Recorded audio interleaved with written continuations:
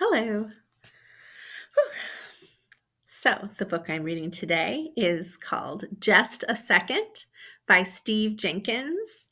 And then under that, here on this title, on the cover, it says A Different Way to Look at Time. So, this book is about time.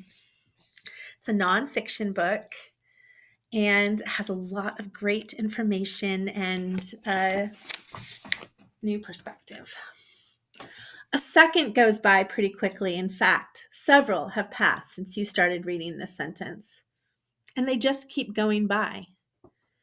There are 60 seconds in every minute, 3,600 in every hour, and on and on. Most people reading this book will experience more than 2.5 billion seconds in their lifetime. But a lot can happen in a second. Some surprising, even amazing things can take place in a very short time. Other events unfold more slowly. And that's what this book's about. So here, you see this first page. The layout of this book will be, here it tells you the unit of time in the corner, and then it gives you some information right here. So there's like a paragraph over here. And then each little picture has some explanation by it. So the second doesn't relate to any cycle in nature. It's a human invention, and the shortest interval of time most of us use in our daily lives. The Babylonians came up with the idea of the second about 4,000 years ago, but they had no way to measure such a short interval of time. The word interval, maybe you can guess from this context, is an amount of time. So between two events is an interval of time. So here you see a bunch of animals with wings, birds, insects, even mammals. A vulture in flight flaps its wings once in 1 second. A hummingbird beats its wings 50 times in 1 second. A bumblebee beats its wings 200 times in 1 second. So when you see a bumblebee fly, you can't even really see its wings. They're moving so fast. And then here, a midge, a kind of gnat, beats its wings 1,000 times. I didn't even know things could happen that quickly. This still says in 1 second. So now we have some other kinds of animals moving. These are all movement though. A black mamba slithers a frightening 24 feet, that's 7 meters. A cheetah sprinting flat out and a sailfish swimming at top speed. Both travel 100 feet. And the peregrine falcon, in a dive or stoop, plunges more than 300 feet. Then some things are turned. So this, you turn it and you see, a stone dropped from rest falls 16 feet. So that's kind of like knowing how fast gravity works. And still, in 1 second, let's see. We have light travels 186,000 miles. That's 300,000 kilometers. That's how far light travels in 1 second. And let's also talk about human population. So the word population means how many people live in one area, or in this case, the Earth. The populations can also be about animals, but in this case, we're talking about humans. So somewhere in the world, 4 babies are born and 2 people die every second.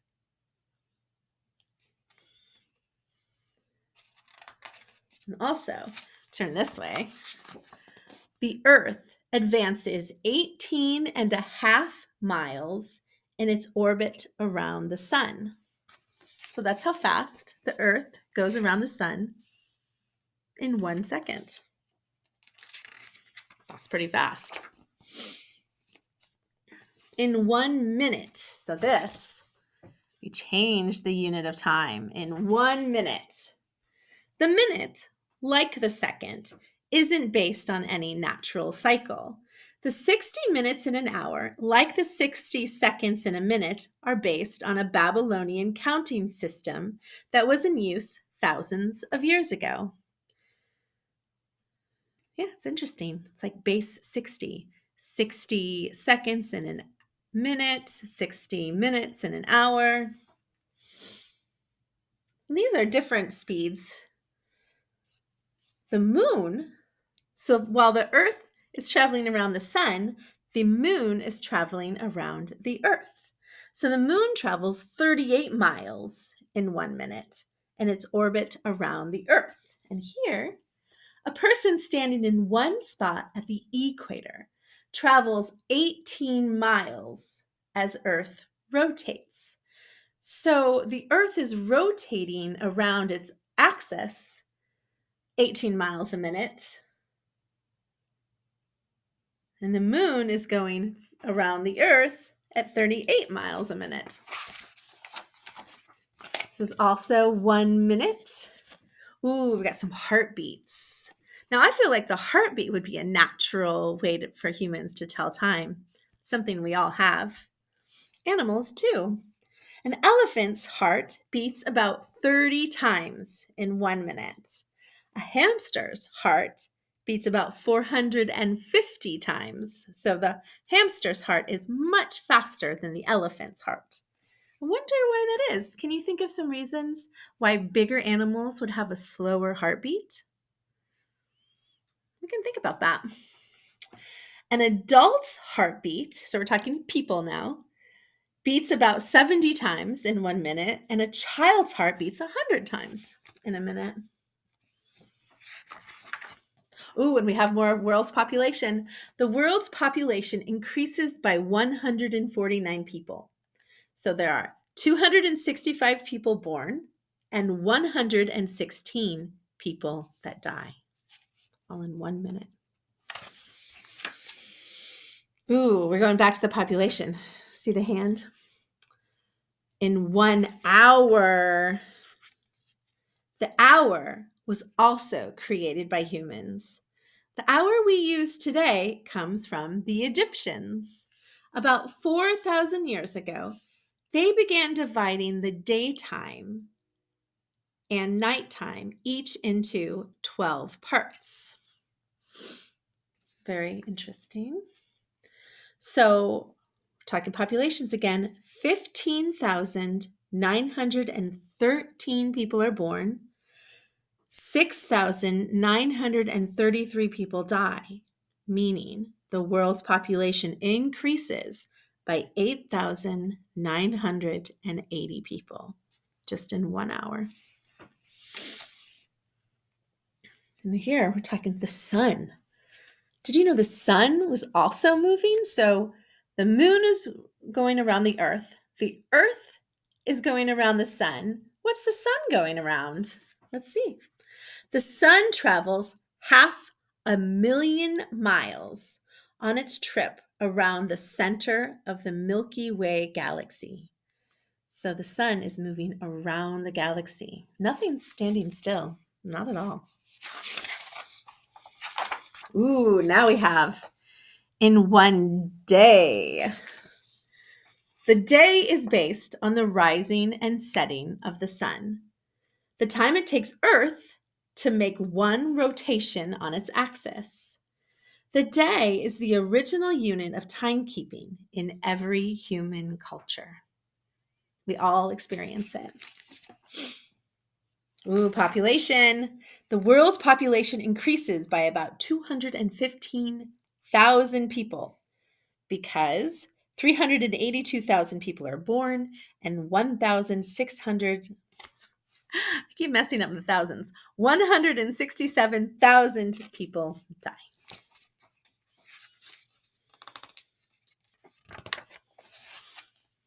How about, what's the next unit of time? We have seconds, minutes, hours, days. What's next?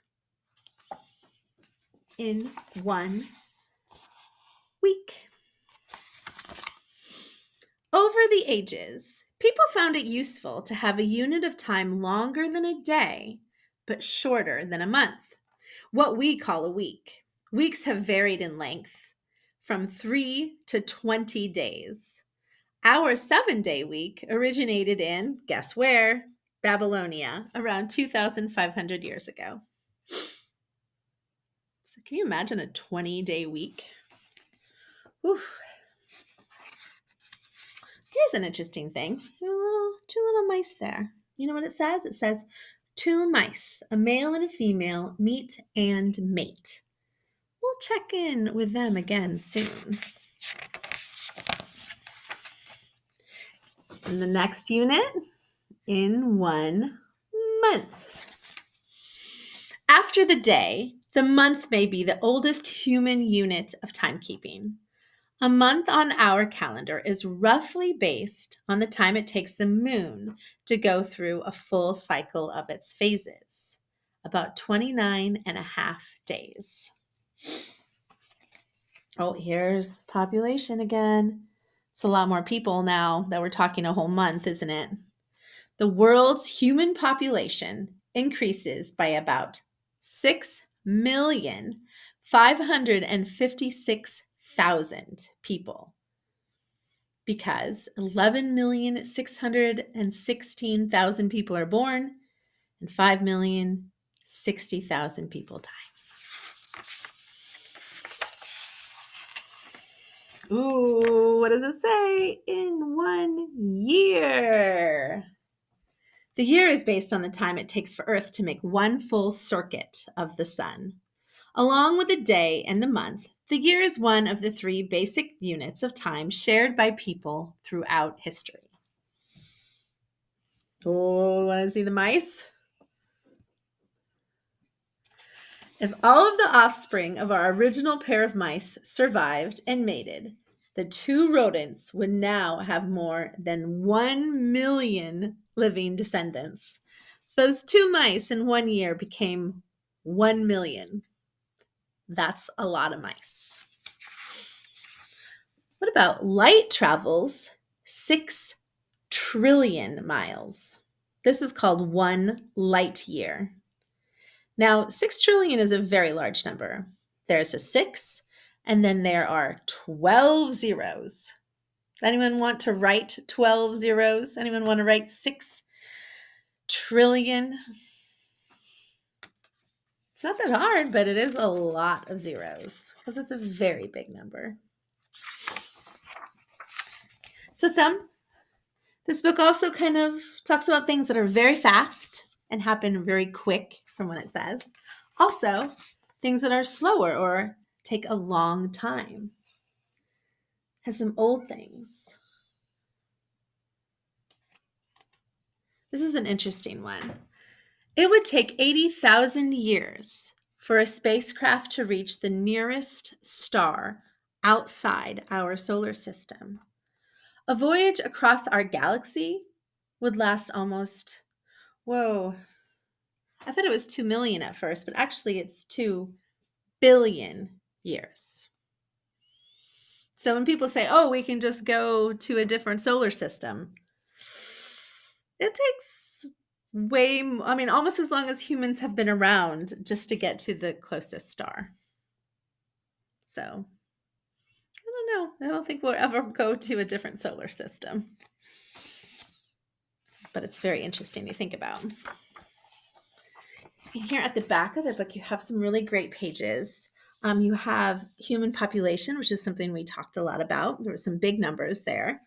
This kind of, if you look at it, you can figure out the total from what year. It's 2050. So that's an estimate of the future of what the human population will be. And so Here in 1750, where we are, North America, is hardly even on there. If I take off my glasses and put my face really close to the page, I can see one line of green. And that's the population of North America in 1750. But now we have a lot more people. Oh, looks like my computer is dying. Thank you for listening.